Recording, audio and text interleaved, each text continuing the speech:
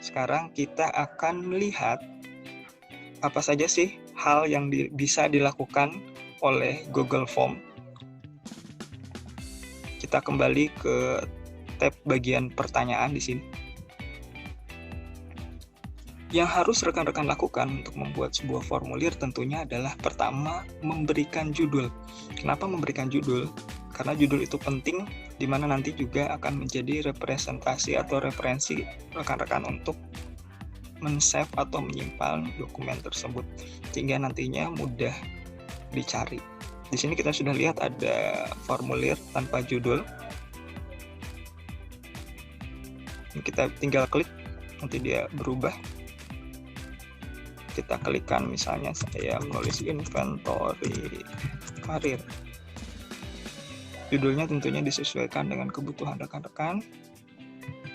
Deskripsi ini bisa memberikan panduan agar siswa kita, agar orang klien kita melihat inventory ini atau melihat form ini mudah memahami sebenarnya tujuan dari formulir ini apa sih. Nah, itu harus jelas sehingga nanti tidak membuat bingung atau tidak membuat kesalahan dalam proses pengerjaan, sehingga hasilnya sesuai dengan apa yang diharapkan. Nah, di sini untuk memahami karir lulus sekolah. Nah, di sini kita sudah membuat judul inventory karir, kemudian di sini ada deskripsinya untuk memahami minat karir pekerjaan saat lulus sekolah. Nah, sesudah kita membuat judul, ini di sebelah kiri atas kan belum ada nama filenya nih, masih formulir tanpa judul juga. Silahkan rekan-rekan klik. Nah, saat diklik otomatis dia akan meniru atau mengcopy judul yang ada pada formulir, sehingga kita tidak perlu double atau capek-capek dalam mengetik ulang. Ya, lumayan lah, lebih hemat ya energi, mengurangin sedikit waktu. Nah, hal-hal apa aja sih yang bisa ditambahkan atau dibuat pada formulir Google Form tersebut? Yang pertama adalah, ini di bagian bawah adalah formulir awal, jadi pertanyaan atau opsi awal yang dapat rekan-rekan buat sebagai awalan untuk Google Form. Nah, di sini di bagian ini adalah bagian pertanyaan. Ada bagian pertanyaan. Jadi rekan-rekan menuliskan pertanyaan atau pernyataan di sini. Nah, jika membutuhkan deskripsi atau keterangan, rekan-rekan dapat menambahkan deskripsinya dari menu yang ada di bawah lain-lain. Jadi di menu ini, nah ini ada tampilan deskripsi. Jadi yang diklik deskripsi, nah, nanti ada deskripsi. Misalnya kita biar by sampel kita tulis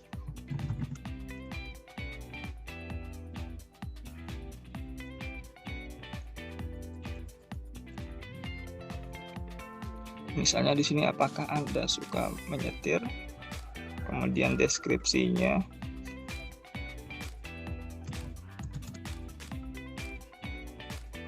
kendaraan jenis apapun, biar tidak salah paham. Pilihannya apa nih? Pilihannya, jadi jawabannya nanti di sini banyak sekali opsinya dari pertanyaan. Misalnya jawaban singkat. Jadi kalau misalnya rekan-rekan memberikan sebuah pernyataan atau pertanyaan yang perlu dijawab oleh siswa secara singkat, silahkan mempergunakan jawaban singkat. Kalau dia formatnya esai, silahkan mempergunakan paragraf. Jadi kalau misalnya paragraf, space untuk siswa atau klien kita menulis jawaban itu sangat banyak, lebih banyak. Kemudian pilihan ganda, kalau pilihan ganda seperti yang rekan-rekan ketahui multiple choice.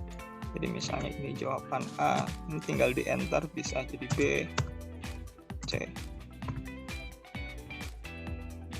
Jika ada, kadang-kadang ada yang memberikan opsi lain ya. Nah ini kalau misalnya ada opsi lain, silahkan klien atau siswa kita menulis tambahan sendiri pilihan jawabannya, bisa ditambahkan, ada tambahan lainnya. Nah tambahan lain, jadi nanti dia opsinya dia mengetikkan sendiri. Kemudian ada opsi juga centang. Saya biasanya kalau untuk membuat pernyataan ini, jadi dia bisa mencentang. Jadi ini ada di centang. Drop down. Nah, kalau drop down ini nanti hasilnya kita lihat ya, biar langsung terlihat efeknya. Jika rekan-rekan ingin melihat hasil editan atau hasil formulir yang rekan-rekan buat, nah, rekan-rekan bisa melihat pada tayangan di Pratinjau. Tinggal diklik saja di Pratinjau, nanti akan dibawakan ke halaman baru, di mana halaman baru ini akan menjadi sebuah perbandingan bagaimana siswa atau klien kita melihat formulir yang kita buat. Jadi tadi misalnya ini ada drop down ya, kemudian ada opsi lanjutannya, ada upload file. Jadi kalau misalnya kita meminta upload file, kalau misalnya rekan-rekan mengikuti seminar, kemudian dia meminta kita untuk mengupload bukti transfer, nah ini mempergunakan upload file. Karena ada request atau permintaan untuk upload file, maka nanti di sini ada muncul izin. Jadi rekan-rekan harus memberikan izin. Misalnya di sini ada file akan diupload ke Google Drive pemilik formulir. Nah, ini harus diizinkan terlebih dahulu. Silahkan diklik bagian lanjutkan. Tenang saja, dokumen Bapak Ibu tetap aman. Nanti tidak perlu khawatir dapat diakses oleh orang lain. Jadi hanya izin untuk menyimpan file.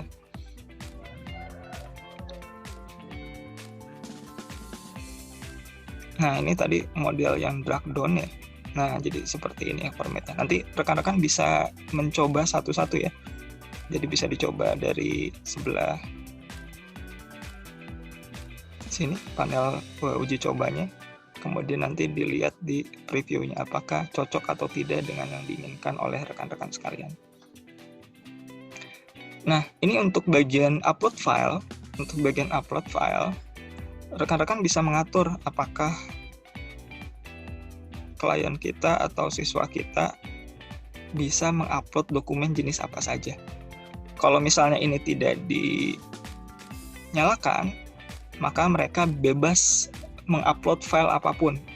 Tapi sebaiknya kita fokuskan. Jadi ini misalnya nih saya klik diaktifkan, mau difokuskan apakah bisa upload PDF, spreadsheet. Kalau spreadsheet itu kayak Excel, kemudian dokumen misalnya MS Word, kemudian video berarti video. Jadi kalau di checklist berarti dia hanya bisa mengupload video. Kemudian di sini ada presentasi berarti seperti PPT-X. Nah, dia ada gambar, ada audio. Nah, jadi kalau misalnya ini di checklist, maka hanya file yang sesuai dengan apa yang di checklist itu yang bisa dipergunakan. Kemudian jumlah maksimal file. Jadi apakah satu orang bisa mengupload 1, 5, atau 10 file sekaligus? Nah, ditentukan di sini. Terakhir adalah ukurannya. Nah, ini akan berpengaruh juga terhadap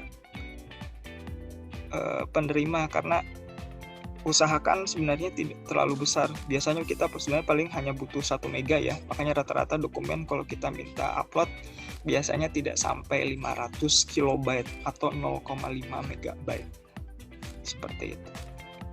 Ini ada upload file. Kemudian skala linear. Nah, skala linear ini biasanya kita membuat rentang tuh. Kalau misalnya waktu kuliah dulu penelitian suka ada skala 1 sampai 5. Suka sampai sangat suka sekali misalnya. Nah, ini rekan-rekan tinggal diatur aja. Misalnya ini 1 sampai 5. Oh, berarti ada 5 pilihan. Jadi misalnya 1 itu bisa. Kemudian biasanya 1 tidak bisa.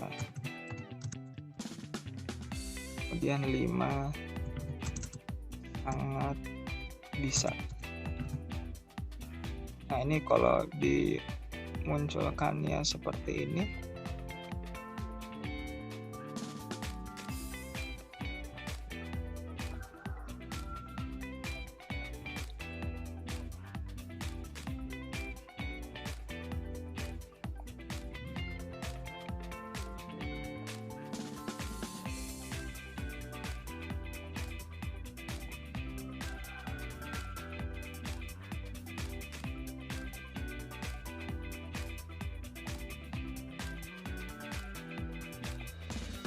nah ini ada skalanya ya, tinggal dipilih 1, 3, 4, atau 5. Ini untuk apa? Skala linear, untuk skala linear. Kemudian isi pilihan ganda.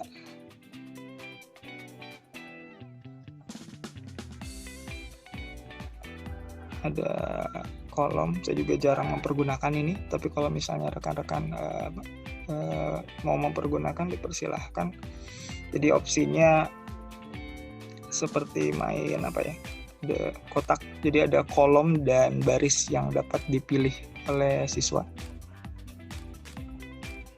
Nah ini jadi formatnya seperti ini kalau kotaknya, jadi ada kolom 1, kolom 2, hanya bisa memilih salah satu baris ya untuk ininya, kolom gandanya. Petak kotak centang, nah ini sama formatnya, bedanya adalah ini adalah sistemnya dicentang. Kemudian tanggal, nah ini juga rekan-rekan bisa membuat. Jadi kalau misalnya kita minta siswa untuk menuliskan tanggal lahirnya, kita mempergunakan ini. Jadi mereka langsung membuka dari kalendernya. Ini tanggal. Waktu juga sama. Jadi kalau kita mau ada isian waktu, mereka mengisi formulirnya jam berapa misalnya, ini mempergunakan opsi waktu tersebut. Waktu. Apakah pertanyaan ini wajib diisi atau tidak? Maka rekan-rekan silahkan di pojok kanan bawah ini ada opsi wajib diisi. Wajib diisi. Nah, jika tidak, berarti tidak perlu dituliskan.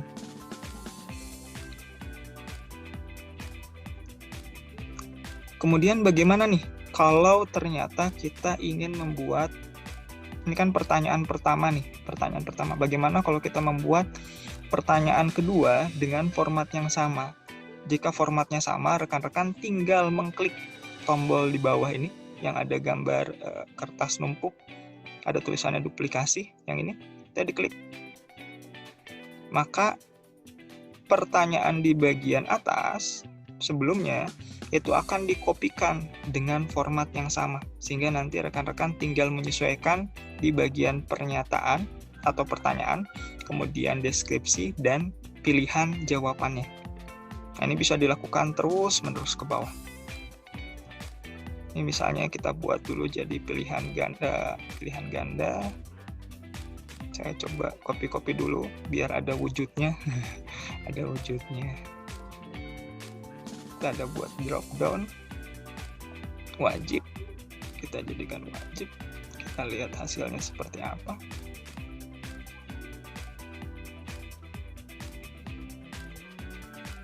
Nah, jadi formatnya seperti ini ya rekan-rekan. Menyetir, ini opsi checklist, ini bisa ada drop down. Kalau wajib, jika wajib diisi nanti dia akan muncul informasi, oh ini harus wajib diisi. Jadi kalau dia tidak mengisi, dia tidak bisa mengirimkan jawaban. Jadi akan selalu ada notifikasi untuk hal-hal yang bersifat wajib.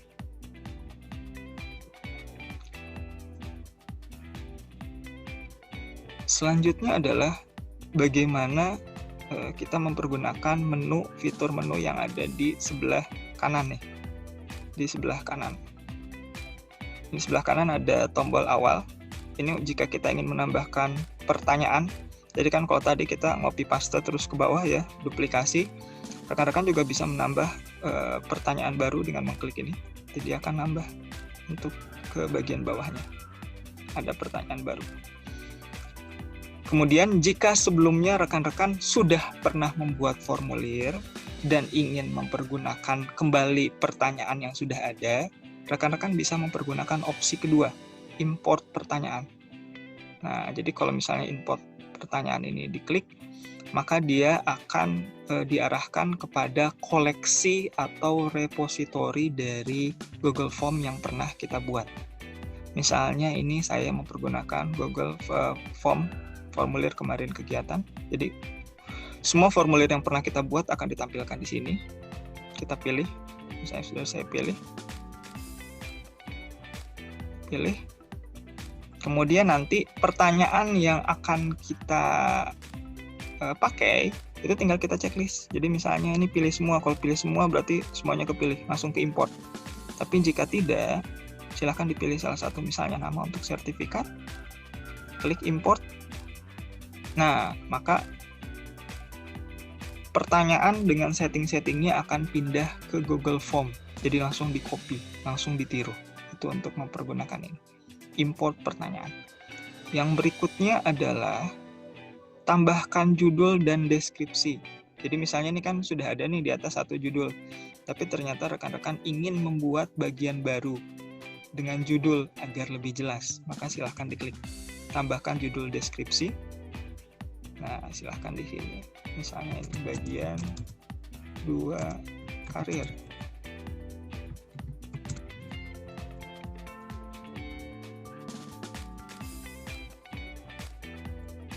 Deskripsinya sesi kedua dan harus diisi. Nah, ini jadi ada 2 judul ya rekan-rekan sekalian.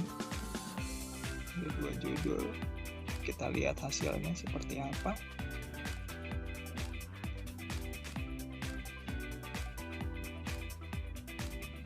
Karena terkadang kan kita membutuhkan informasi tambahan untuk pertanyaan yang kita berikan, sehingga opsi judul ini akan memberikan bantuan kepada siswa kita atau klien kita untuk memahami, oh ini bagian kedua sudah berbeda dengan bagian pertama misalnya.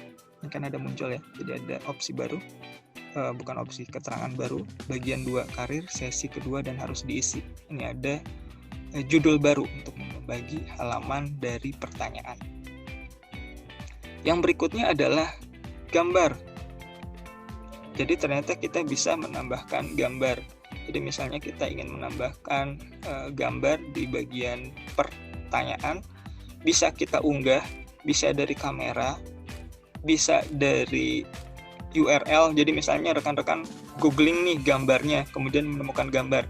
Tidak perlu di-download, nanti tinggal masukin saja alamatnya. Nanti akan muncul nih di sini, nanti tinggal sisipkan. Jadi ada kolom sisipkan di bawah, ada foto, kemudian ada dari Google Drive, penelusuran gambar juga ada. Jadi rekan-rekan sebenarnya bisa langsung searching di sini ya, langsung searching di Google Drive. Misalnya saya ambil dari Google Drive saya.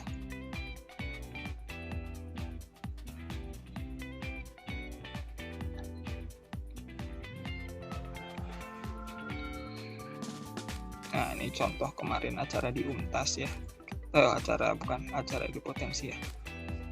Disisipkan misalnya.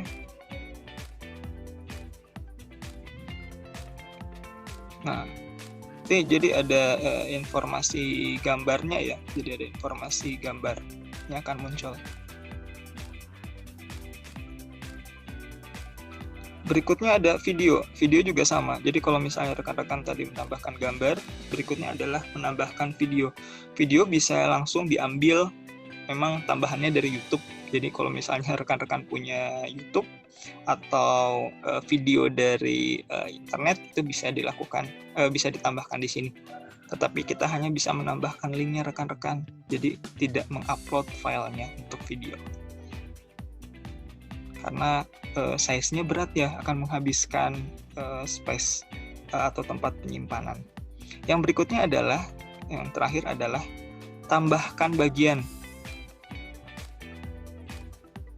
Jadi kalau tambahkan bagian ini kita klik, dia akan membagi pertanyaan kita menjadi beberapa bagian. terkadang kan kita ingin memberikan, oh ini bagian pertama identifikasi tentang karir, bagian kedua identifikasi tentang minat misalnya. Itu kan terdiri dari 2 bagian. Nah, dengan memberikan bagian ini maka siswa atau klien kita akan lebih jelas tentang formulir yang harus mereka kerjakan. Jadi ini ada tambahan bagian 2. Ini bisa terus ditambahkan sampai ke bawah. Jadi kita lihat hasilnya seperti apa.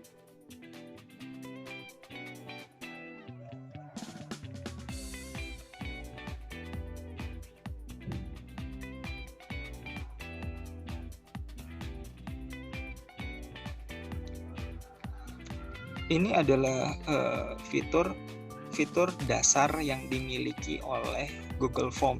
Jadi memang basicnya adalah bagaimana kita mempergunakan Google Form ini untuk mengumpulkan informasi terkait pertanyaan yang kita berikan kepada siswa atau kepada orang lain.